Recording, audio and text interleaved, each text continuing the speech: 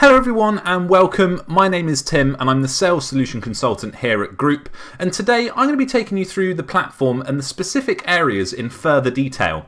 The area that we're going to be looking at today is the My Group Chat area, and if I head over to that area right now, this is what it will look like.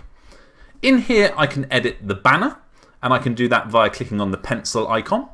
And I can also change the logo as well by doing the same and clicking on that pencil icon to change it a little bit more tailored around my club or organisation to add that real personalisation. I can also filter this group chat, and I can do that via up here, and I can actually show all information. Maybe it's just the admin only content that I want to see, and again I can also filter it via maybe members and staff only. Within here, when I'm looking to post a comment, when I do so, I can type it at the top box here. And when I'm happy with the content, I can click Post Comment.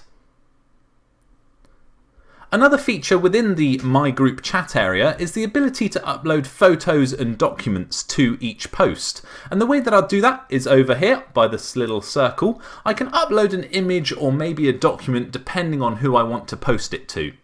And the reason I say that is I can actually send privately when in the My Group Chat area, and I can do that if I know an individual's email, name or a label.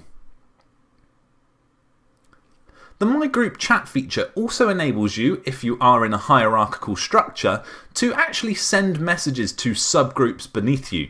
The way that you do that is Post To, and in here I can select a subgroup of the overall organisation that I'm a part of. So in this instance, if I wanted to post to my subgroup called Region, I can do that, type in my message, and that actually gets pushed to that subgroup's My Group Chat area.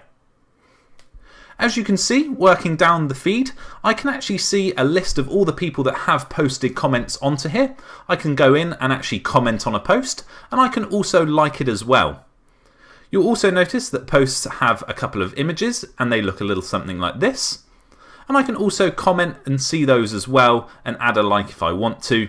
And moving further down the page, this is what a private post will look like. But as an administrator, I'm able to see those private posts between individuals.